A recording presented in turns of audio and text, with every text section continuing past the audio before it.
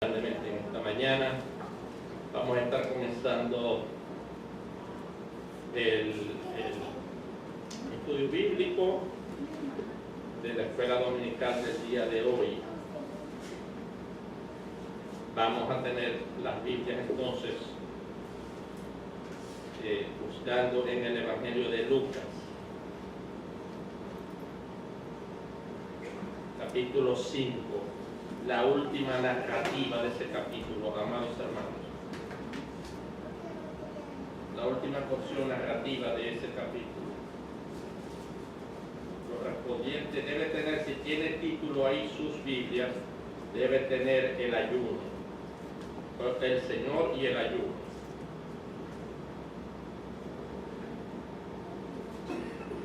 Vamos a trabajar los versículos 33 al 39, es una narrativa allí. Yo les hablaba, amados hermanos, de algo que de verdad quisiera que nunca se dejó olvidar, nunca se dejó olvidar. Y lo voy a escribir en el pizarrón una vez más.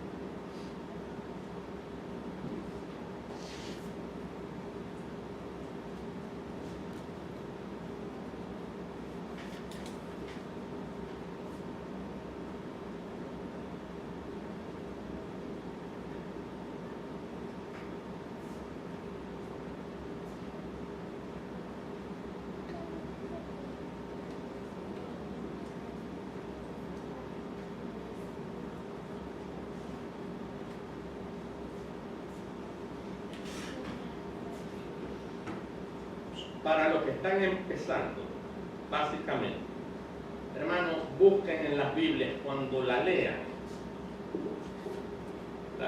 de manera de estudio reflexivo, de lectura. Se van a acostar, quiero leer la Biblia antes de dormir, como quiera que lo haga, sea que sistemático o sea que sea como muchas personas que la abren así, hasta lo que me toque.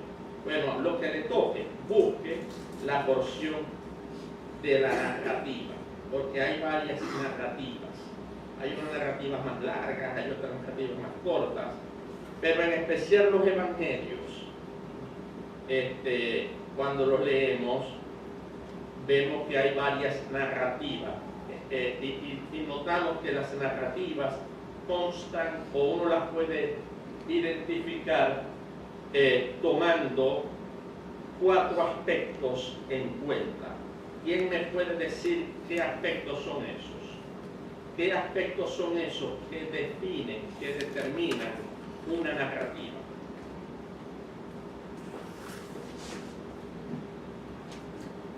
¿Qué aspectos son esos que determinan una narrativa? ¿Qué determina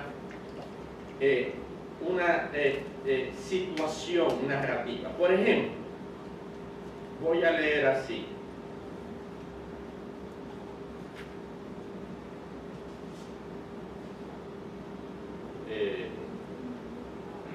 Versículo 39, capítulo 5. Y ninguno que beba del añejo quiere luego el nuevo, porque dice, el añejo es mejor. Aconteció en un día de reposo que pasando Jesús por los sembrados, sus discípulos arrancaban espinas y comían restregándolas con las manos. ¿Ustedes ven ahí alguna conexión? No. Las narrativas constan de 4 aspectos, contienen 4 aspectos importantes que van a determinar, ok, ya aquí dejó de hablar de algo y pasó a hablar de otra cosa, vamos a ver todo lo que nos dice sobre esa cosa. ¿Qué 4 elementos son esos que no se les debe olvidar? Lo dijimos ya en una ocasión. Y yo quisiera también a los que vienen a los estudios, que los estudios tomen notas, y las notas, por favor, hermanos, las estudian, ¿verdad?, en su casa en algún momento de la semana.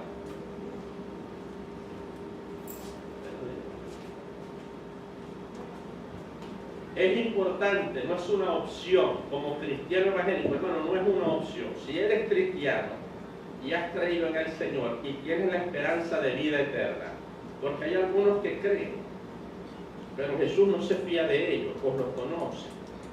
Creer es, como le dije, tener la fe que salva. Creer como para confiar y obedecer. Amén.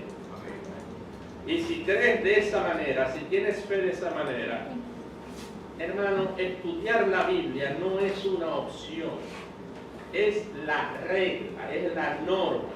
Tienes que aprender la Biblia porque tienes que conocer a Dios. Si quieres tener la fe que salva, hemos predicado de eso. Tienes que meditarla, número 1. Tienes que enamorarte de Dios en ese sentido, amarle con todo corazón, alma, mente, fuerza. No es una opción, es la fe cristiana. Número 2, tienes la responsabilidad de predicarla. No es una opción, tienes que predicarla. Número 3, la gente se olvida de eso. Hermano, a mí me sorprende en ocasiones, muy frecuentes por cierto, cuando hablo con cristianos, digan, no hermano, porque el trabajo de nosotros es ir y predicar el Evangelio. Eso es el todo del cristiano. Eso es lo que dice la Biblia. Eso es parte de la comisión cristiana, porque hay otra. Obviamente predicarla con la palabra y con los hechos, obviamente, ¿no? Predicando y viviendo el cristianismo bíblico, amén. Pero hay otra, que es defender la fe, que una vez fue dada a los santos. Y eso es tarea de todos. Se olvida uno de eso. Los cristianos evangélicos se olvidan de que la fe hay que defenderla. No es algo que yo decida porque soy peleón hacerlo. Es que es más, la manera como lo plantea la Escritura es dramática. Es de verdad dramática. Judas, en el verso 3 del capítulo 1, dice, hermanos, os escribo para exhortar, es una exhortación casi a nivel de ruego, para suplicarle que contendáis ardientemente por la fe que una vez fue dada a los santos. Se han inventado la mayoría de los cristianos el Dios que solo es amor y solo es predicar, pero también se nos manda a defender la fe.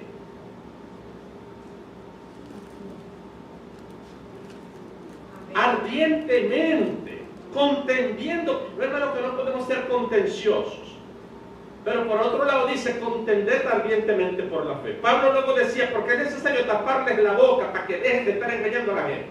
Entonces eran desobedientes. La fe hay que defenderla, eso no es una opción, es otro mandamiento. No lo digo yo ni porque yo quiero que sea así, ojalá que no fuese así, pero es así. Si soy cristiano tengo que asumir eso, ¿eso no es? Si no me voy para que los musulmanes y ya, o para que los babalaos, que los que nos mandan a fumar tabaco le dan unos ramazos y ya está, y a vestirme blanco. Eso no es, hermano, en serio, en serio. Tenemos que contender por la fe, ardientemente, ¿verdad? Que una vez fue dada a los santos.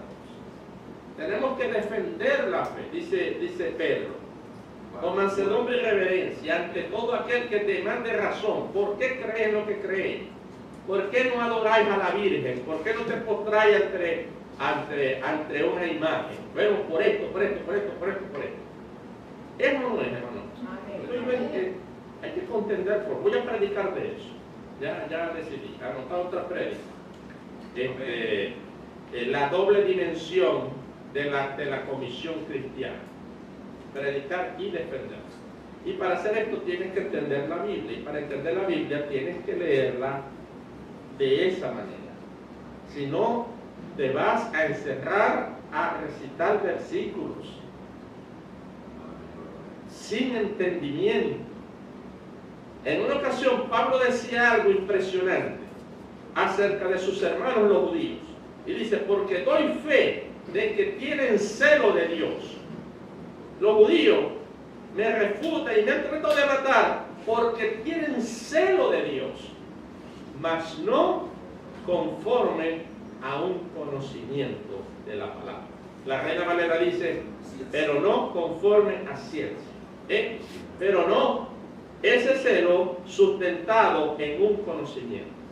Si no les gusta eso en la Biblia, María, esta semana sí, vamos para Calera Ramírez, para Nevabrica, y compramos una cajita de Liquid Paper, agarramos de los viejos, para que usted lo borre y ya no tenga que leerlo, pues, y no tenga problema. Pero la Biblia lo dice. El pueblo de Israel murió por falta de conocimiento. A veces nosotros nos atribulamos en exceso, estamos afanosos por falta de conocimiento y por falta de poner en práctica el conocimiento. Y una manera buena de poner en práctica el conocimiento, hermano, es predicar. A veces tenemos costumbres, lo hablaba con un hermano ayer, por cierto, costumbres que sabemos que, o conductas que a Dios no le agrada. Usted quiere contribuir a que se les quite, predique sobre eso. Y la espada lo va a cortar a usted seguro. Yo creo eso, porque me ha pasado. Yo no soy perfecto, yo tengo mis errores, muchísimos. Tengo virtudes, pero tengo muchos errores. A mí me toca predicar, y a veces cuando estoy predicando por dentro me quiero salir corriendo, porque me está pegando eso. Entonces después me pongo a llorar, ¿verdad? A ver, prediqué de esto y yo no lo cumplo. Y eso me ha ayudado a ser mejor. Yo estoy seguro que si usted predica le pasa lo mismo. ¿Cuántos que predican no han experimentado esto? El que predica lo ha experimentado. De manera pues y defender la fe. Lo mismo, te das cuenta cuando te pones a defender la fe ante un loco de los mesiánicos o ante uno de la confesión positiva o de la herejía del apostolado, que no sabéis cómo defenderlo, lo que te queda es gritar y ofender. Sabes que necesitas estudiar la Biblia. Hay que conocer a Dios por la Biblia. En eso estamos de acuerdo. Amén. Y la manera de entenderlo bien es leyendo el contexto. Ahora, vuelvo y repito, ¿cuáles son los elementos que determinan un contexto de narración y lo diferencia de otros? Son 4 elementos. No se acuerdan, ¿verdad? Yo recuerdo que había que tomar en cuenta las conexiones, los conectores. Ajá, los conectores. Los conectores, los puntos. Ajá. La separación, es decir, los signos de Uno. puntuación. Vamos a meter ese, no lo había pensado, pero es verdad, uno. No es el más relevante, pero es importante. Signo de puntuación. Es verdad, porque es un discurso escrito. Y un discurso escrito sustituye el habla con los puntos, con los signos de puntuación. Pero hay 4 más. Pastor, ¿no será el lugar, personaje? ¿Cómo es? Mi amor bello, un beso. Un beso doble. Claro que beso. Que no se les olvide. Hermano, el aspecto cultural es para interpretar, pero identificar narrativa es personas involucradas. Número 2. Número 3, el tiempo. Este tiempo, y un día vino el Señor Jesús. Al otro día ya sabemos que es otro contexto. Para el aspecto gramatical no vuelve No, eso es para hacer exégesis. Estoy hablando que una vez que determines la narración, tú haces la exégesis, ¿verdad? Contexto histórico, contexto teológico, contexto cultural, aspecto gramatical, análisis lingüístico. Pero una vez que hayas identificado la narración, ¿me explico? Número 4, lugar. Porque Jesús estaba en Jerusalén y luego fue Jesús a Galilea. Ya eso tiene que ser otra narrativa porque ha cambiado hasta de lugar. No es lo mismo. Y a veces cambia, quinto, las circunstancias. ¿Ah? Yo hoy tengo la tendencia de sustituir, hoy amanecí con la tendencia de sustituir la E por la I. Circunstancias.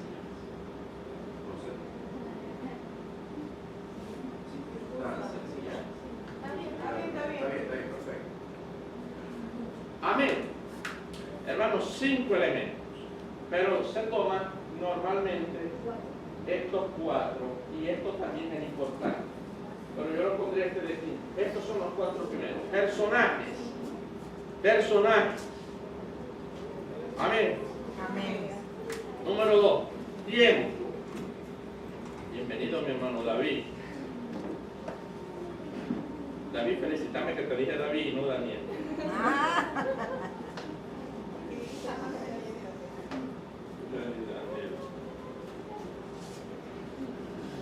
Estoy alegre que viniste. Entonces, hermano, eso, amén, tiene que identificar la narrativa. Entonces, fíjense bien. Mire cómo comienza el capítulo 6. Y una buena Biblia ha hecho ese trabajo por usted hoy día. ¿Verdad? Porque una buena Biblia hoy día debe tener, yo creo que por muy maluca que sea, debe tener unos subtítulos en los eventos. ¿Verdad? Eso está ahí porque te está ayudando a que pongas atención. Hermano, esta es otra narrativa. Entonces, del versículo 33 del capítulo 5, del verso 33 al 39, hay una narrativa. El capítulo 6, verso 1, ya me marca un cambio total que hasta le ponen con un capítulo diferente. Correcto, ya es otra narrativa. Entonces, el capítulo 6, versos 1, atención, al 5, mírelo, hay una narrativa que es el discurso y el problema que trata el tema del día de reposo y de Jesús. Amén. Esa narrativa gira en torno a unos personajes. Jesús y sus discípulos, personajes. No son personas, no. Personajes, pues. Mejor. Personajes. Hermanos, ¿cuántos se van a comprometer con Dios a estudiarse esto esta semana? A hacer planes. Una plana de esto, plana. En un cuaderno yo así era que me lo aprendía, plana. ¿Te acuerdan de la palabra? Plana. Escribir lo mismo 10 hojas en un cuaderno. Bueno, haga plana, por favor. Necesito que ustedes aprendan esto. Necesito que aprendan esto. Fíjense cómo comienza el 6. Aconteció un día de reposo. Ya me dice que es otra cosa. ¿Verdad? Me dice que es un día de reposo. Ese es el contexto. Hay unos personajes, Jesús. Los personajes del elenco. El elenco, ¿quiénes son? Los protagonistas. Jesús, la estrella. Los discípulos de Jesús. Los fariseos malucos, grolleros, mala gente, criticones. ¿Verdad? Son los otros personajes secundarios. ¿Verdad? El lugar, un campo donde había trigo. La circunstancia, los tipos tenían hambre y necesitaban comer, pero era día de reposo. Circunstancia importante, la Biblia dice que el que haga un trabajo, aunque sea para comer en el día de reposo, debe matar. Punto y bajo. Conclusión, Jesús y sus discípulos estaban pelando el trigo para comérselo en día de reposo. ¿Qué había que hacerlo? Matarlos. Enseñanza de esta narrativa, te lo dice al final. Chico, yo no tengo que hacer eso, porque yo soy el dueño del día de reposo, yo lo creo. Los fariseos traumatizados, este se fumó una lumpia con limpiador de posetas más. le volvió loco. ¿Cómo va a decir que el Señor es el día de reposo si el que es Señor del día de reposo es Jehová luego de haber tirado el universo? O sea, ¿qué se creerá este? ¿Qué creen ustedes que se deduce de esta narrativa? Que Jesús, si tuvo el valor de decir yo soy Señor del día de reposo, o está loco, o borracho o drogado, o es Dios. ¿Me explico? Esa es, entonces es bonito eso. Vamos a leer otra narrativa que tiene otros personajes, tiene otro lugar, en otro momento y otra situación. La situación que vamos a analizar ahora, habiendo hablado del día de reposo, y lo estudiamos bien, ¿verdad? ¿Qué es lo que es el día de reposo? La importancia para Dios del día de reposo. Que es tan delicado que en el Antiguo Testamento trabajáis 6, pero el séptimo es para el Señor. Aprendimos que tienes que hacer todo lo posible para prepararte de manera tal que ese día lo tengas libre. Que si tienes que lavar, que laves la ropa el sábado. Que si no hay agua, que recojas agua el sábado. Que si tienes que dejar comida a tu abuelita, prepárala el viernes o el sábado. Pero el domingo es para el Señor. Esa es la enseñanza. Que en el Antiguo Testamento Dios era tan rudo que decía que el que lo violara, el que hiciera algún trabajo, habría que matarlo. Amén. Esa es la enseñanza. Y la cuarta enseñanza, Dios es Dios. Y pone el ejemplo de David. ¿Y por qué no mataste a David? Vos no vas a David. Vos no decís que es tu rey amado. Que David es quien te escribió los salmos, que fue el mejor rey de Israel, a quien Dios llamó conforme a su corazón. ¿Y por qué no lo mataste? Cuando hizo algo peor que yo. Ese agarró y se metió en el lugar santo, donde era prohibido entrar a cualquier ser humano, a excepción de los sacerdotes, y no solo ya eso era para matarlo. No solo eso, agarró los panes que eran para los sacerdotes, consagrados, y se los comió porque tenía hambre y lo compartió con los. ¿Por qué no lo mataste a él? ¿Quién los entiende a ustedes, hipócritas? Es que eso es un genio, un genio. Ahora vamos a otra enseñanza, la enseñanza sobre el ayuno. Otro aspecto importante, y de aquí vamos a aprender algo sumamente importante. Hoy vamos a hablar sobre el ayuno. Y aquí no está la mitad de la iglesia.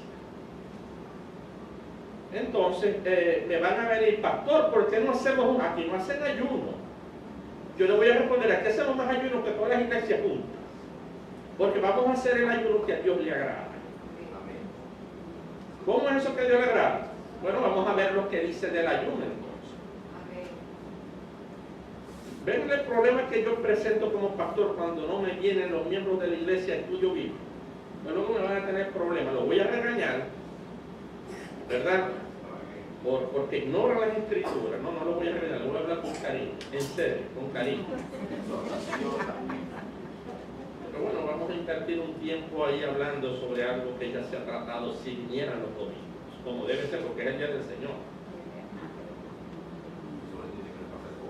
Vamos a leer versículo 33, capítulo 5.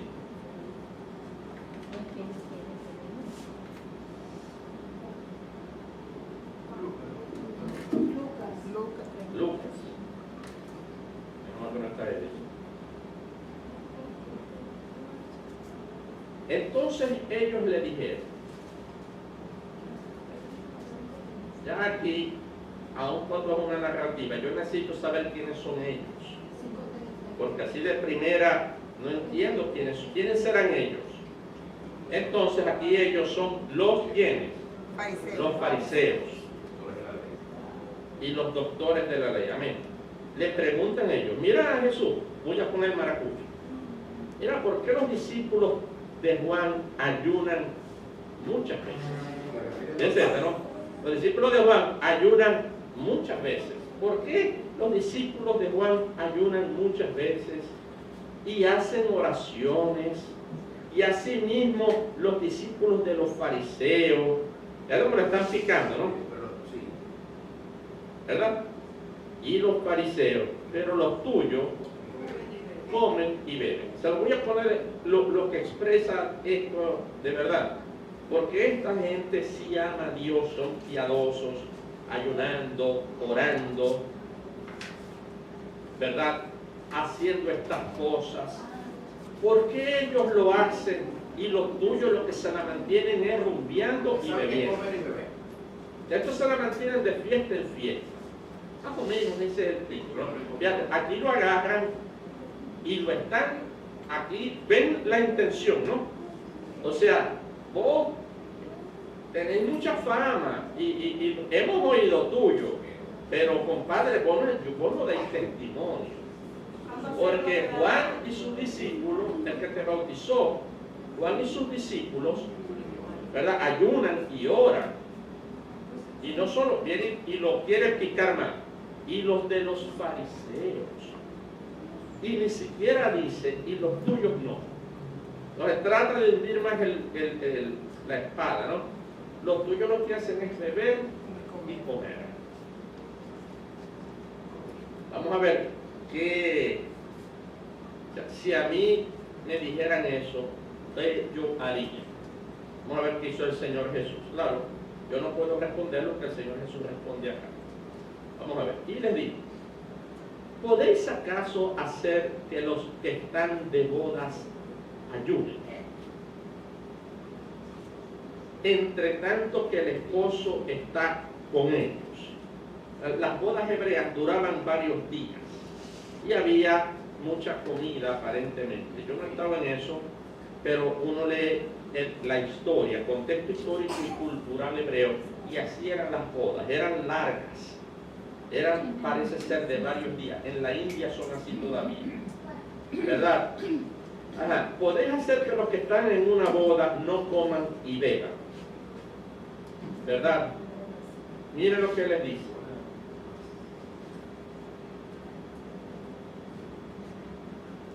Verso 35. Mas vendrán días cuando el esposo les será quitado, entonces en aquellos días ayunarán.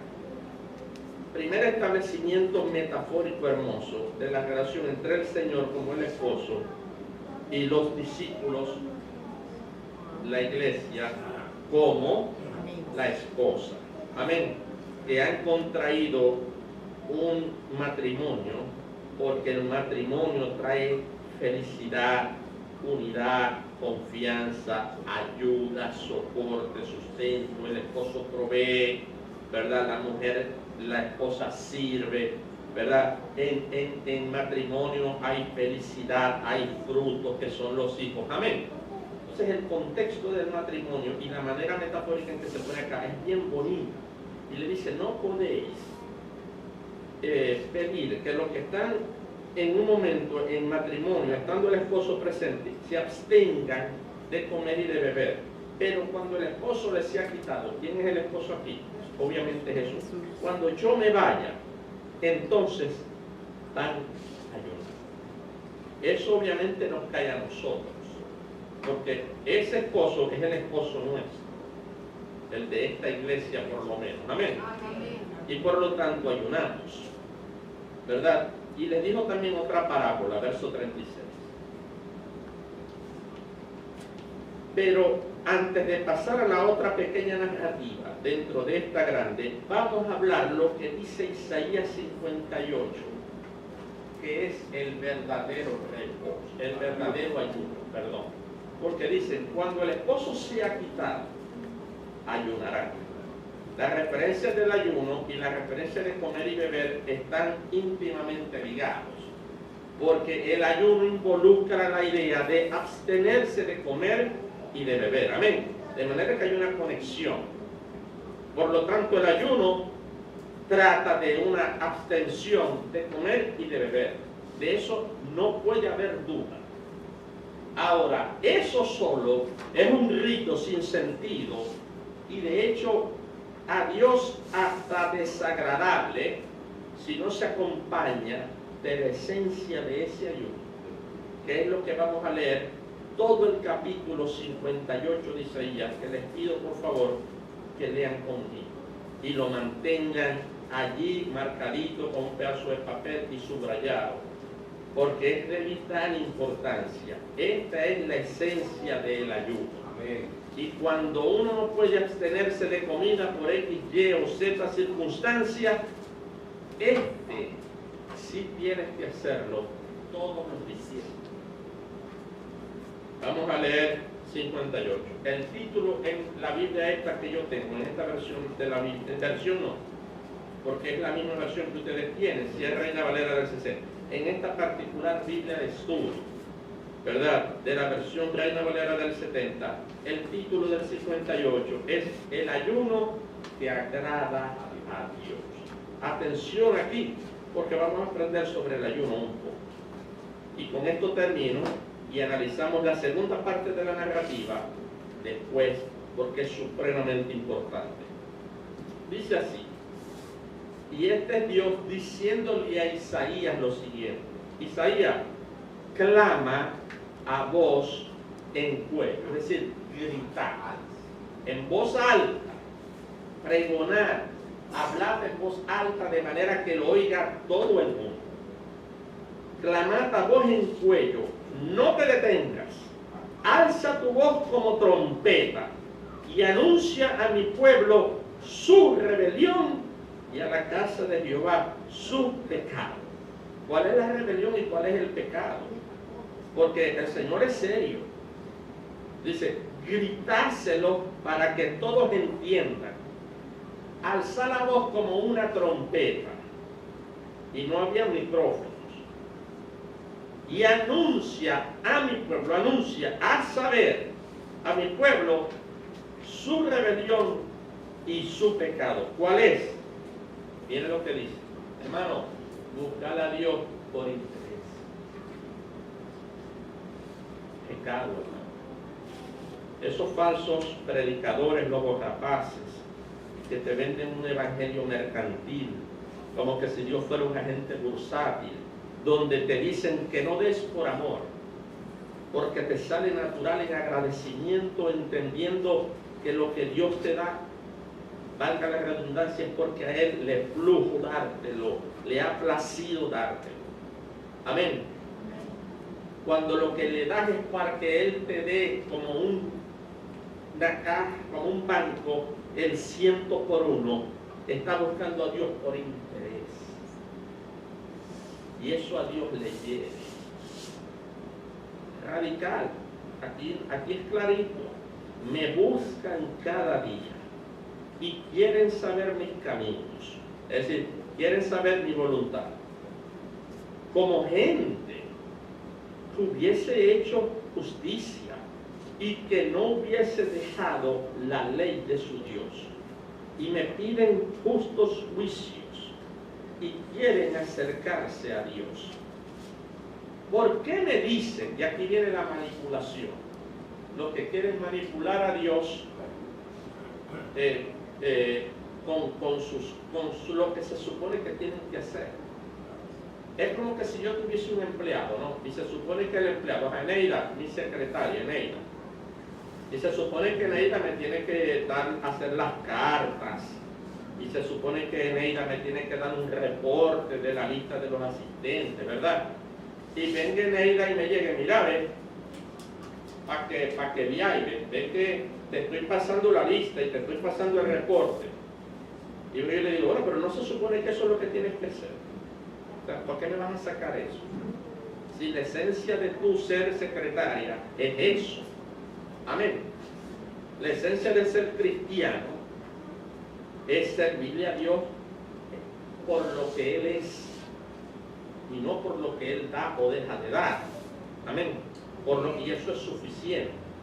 El hecho de que nos salvó y nos sacó de las tinieblas a la luz y me perdonó y me permite tener esperanza en una vida eterna y me permite tener propósito en esta vida es más que suficiente motivo para yo servirle con los ojos cerrados sin esperar nada más acá. El que me dio una esposa extraordinaria, eso me es motivo suficiente para que Dios no me dé más nada y ya yo ser agradecido. Le ha dado sentido de esperanza que nadie puede en este mundo ofrecer real esperanza que va más allá de la muerte. ¿Quién ofrece eso? Carlos Fraga, los motivacionistas, los pastores que basan en el puro discurso de mensajes motivacionales. Eso se te acaba cuando morís, hermano. La esperanza que me dio la trasciende la muerte. Y de hecho, ahí es cuando se pone mejor. Amén. Miren lo que es Dios. Dios es ácido, hermano. Dios es tremendo. ¿Por qué me dices, ayunamos y no me hiciste caso? ¿Ah? Humillamos nuestra alma y no te diste por entendido. He aquí en el día de vuestro ayuno, buscáis vuestro propio gusto. Buscáis vuestro propio beneficio. Como no estás ayudando ni siquiera para agradarme a mí, sino para manipularme, para que te dé lo que tú quieres. ¿Cuántos no ayudan así? Y mientras lo hacéis, oprimís a vuestros trabajadores. Y he aquí que hasta para contienda y debate ayunáis, y para herir con el puño inicuamente. No ayunéis como lo hacéis hoy, para que creáis, aquí hay una traducción terrible de la Valera, para que creáis que así yo te voy a escuchar. ¿No crees que así te voy a escuchar? Primero por interés, segundo con manipulación, y tercero, de reunir, porque parece que llamaban como hoy día, congregación, la congregación, como hoy día muchas iglesias, pero lo hacen para que el que está en el micrófono, y yo eso lo detengo, ataque y desbarate a unos poquitos y pelear. Entonces estos van y hablan mal del pastor. Entonces, para eso te reúnes. Y mira lo que viene adelante. ¿Es ese el ayuno que yo escogí? Que de día aflige el hombre su alma, que incline su cabeza como junco y haga cama de silicio y de ceniza. Llamaréis esto ayuno y día agradable del Señor. ¿No es más bien el ayuno que yo escogí desatar ligaduras de impiedad, es decir, librar de tanta maldad, impiedad, maldad además, maldad que ejecutas con conocimiento que lo que estás haciendo es malo? Eso es iniquitas en latín. Iniquidad, que es ese tipo de maldad con conocimiento y alevoso. No es más bien el ayuno que yo escogí, que sueltes eso que te ata a la iniquidad, que sueltes las cargas de la opresión, que dejes de oprimir a la gente. Aquí se está refiriendo a los que trabajan, y que dejéis ir libre a los quebrantados, y que rompáis toda forma de yugo opresor. No es que partas tu pan con el hambriento y a los pobres errantes le des albergues en tu casa. ¿Estás viendo lo que es el amor desprendido? ¿No? Luego en el Nuevo Testamento Jesús nos diría claramente: ustedes creen que son cristianos, queréis de verdad amar al enemigo. Cuando podéis hacerle el bien aún a tu enemigo y no se lo hacéis, para mí eso es pecado. Amén. A veces podemos ayudar al que tiene dificultad y no se hace. Yo sé de iglesias que les entra bastante plata y hay gente que duerme en un cartón en su casa. Hay gente en iglesias que no puede comprarse un medicamento y la iglesia se gasta lo que sea en fiestas, rumbas de fin de año y grandes equipos de luz y de sonido, mientras gente en su iglesia pasa necesidad. Eso le hiere a Dios. Y puede ser muy bonito, y traen a Marcos Witt, que cobra $50,000, o al otro que cobra $100,000, ¿cómo se llama?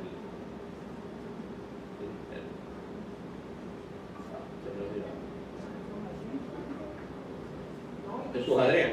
Y dicen que esto no es un oficio para ayudar a nadie, que es una casa de... beneficencia Bueno, pública. amén, miren lo que es ayuno del Señor, el que a Dios le agrada. Compartir lo que tienes con el que no tiene. Punto. Al que no tiene dónde quedarse, dale casa, dale albergue.